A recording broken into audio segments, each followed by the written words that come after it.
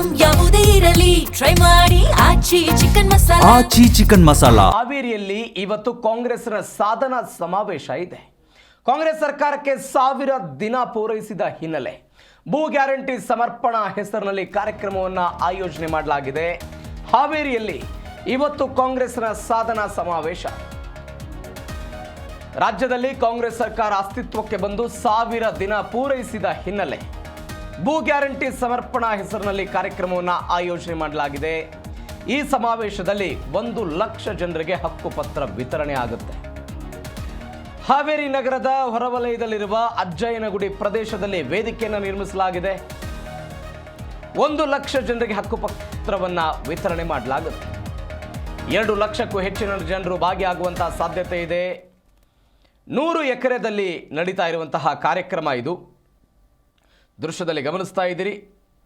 ಬರುವಂತಹ ಜನರಿಗೆ ಊಟದ ವ್ಯವಸ್ಥೆ, ವೇದಿಕೆಯೂ ಕೂಡ ತಯಾರಾಗಿದೆ. ಸಿದ್ದರಾಮಯ್ಯನವರು ಮತ್ತು ಡಿ.ಕೆ. ಶಿವಕುಮಾರ್ ಇರ್ತಾರೆ.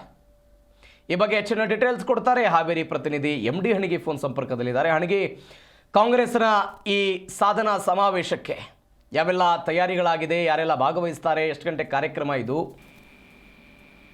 ಎಸ್ ಪ್ರವೀಣ, ಉತ್ತರ ಕರ್ನಾಟಕದ ಹೆಬ್ಬಾಗಿಲಲ್ಲಿ ಅದು ಭೂ ಗ್ಯಾರಂಟಿ ಅನ್ನುವಂತ ಒಂದು ಟ್ಯಾಗ್ನ ಅಡಿಯಲ್ಲಿ ರಾಜ್ಯ ಸರ್ಕಾರ ತನ್ನ 1000 ವರ್ಷವನ್ನು ಪೂರೈಸಿದ ಹಿನ್ನೆಲೆಯಲ್ಲಿ ಈಗಾಗಲೇ ಅದ್ದೂರಿಯಾದಂತಹ ಒಂದು ಜರ್ಮನ್ ಟೆಂಟ್ ಅನ್ನು ನಿರ್ಮಾಣ ಮಾಡಿಕೊಂಡು ಇವತ್ತು ಅದ್ದೂರಿಯಾದಂತಹ ಒಂದು ಭೂ ಗ್ಯಾರಂಟಿಯ ಮೂಲಕ ಸಮಾವೇಶಕ್ಕೆ ಮುಂದಾಗಿರ್ತಕ್ಕಂಥದ್ದು. ಈ ಸಮಾವೇಶದಲ್ಲಿ ಸಿಎಂ ಸಿದ್ದರಾಮಯ್ಯ ಆಗಿರ್ಬೋದು, ಜೊತೆಗೆ ಡಿ.ಕೆ. ಶಿವಕುಮಾರ್ ಆಗಿರ್ಬೋದು, ಸತೀಶ್ ಜಾರಕಿಹೊಳಿ ಆಗಿರ್ಬೋದು, ಶಿವಾನಂದ ಪಾಟೀಲ್ ಆಗಿರ್ಬೋದು, ಜೊತೆಗೆ ಇನ್ನಿತರ ಸಚಿವರು ಎಲ್ಲರೂ ಸಹ ಏನಂದ್ರೆ ಈ ಸಮಾವೇಶದಲ್ಲಿ ಭಾಗಿಯಾಗುವಂತಹ ಸಾಧ್ಯತೆ ಇರತಕ್ಕಂಥದ್ದು. ಜೊತೆಗೆ ಈ ಸಂದರ್ಭದಲ್ಲಿ ಏನಂದ್ರೆ 1 ಲಕ್ಷಕ್ಕೂ ಅಧಿಕ ಜನರಿಗೆ ತಮ್ಮ ಹಕ್ಕುಪತ್ರವನ್ನ ವಿತರಣೆ ಮಾಡುವಂತಹ ಕಾರ್ಯಕ್ರಮ ಇದಾಗಿದ್ದು, ಸುಮಾರು 9 ಜಿಲ್ಲೆಗಳಿಂದ ಅಂದ್ರೆ ವಿವಿಧ ಜಿಲ್ಲೆಗಳಿಂದ ಈಗಾಗಲೇ 9 ಜಿಲ್ಲೆಗಳಿಂದ 1 ಲಕ್ಷಕ್ಕೂ ಅಧಿಕ ಹಕ್ಕು ಪತ್ರವನ್ನ ಇಸ್ಕೊಳ್ಳಿಕ್ಕೆ ಜನರು ಬರ್ತಕ್ಕಂಥದ್ದು. ಈ ಸಂದರ್ಭದಲ್ಲಿ ಅಂದ್ರೆ ಈ ಸಮಾವೇಶದಲ್ಲಿ ಸುಮಾರು 2 ಲಕ್ಷ ಜನರು ಭಾಗಿಯಾಗುವಂತ ಸಾಧ್ಯತೆ ಇರತಕ್ಕಂತ ಹಿನ್ನೆಲೆ ಈಗಾಗಲೇ ಪೊಲೀಸರು ಸಹ ಏನಂದ್ರೆ ಕಟ್ಟುನಿಟ್ಟಿನ ಒಂದು ಕ್ರಮಗಳನ್ನ ತೆಗೆದುಕೊಂಡಿದ್ದಾರೆ. ಜೊತೆಗೆ ರೂಟ್ ಮ್ಯಾಪ್ ಸಹ ಏನಂದ್ರೆ ಬೇರೆ ಮಾಡಿಕೊಂಡು ಯಾವುದೇ ರೀತಿಯಾದಂತಹ ಅಹಿತಕರ ಘಟನೆ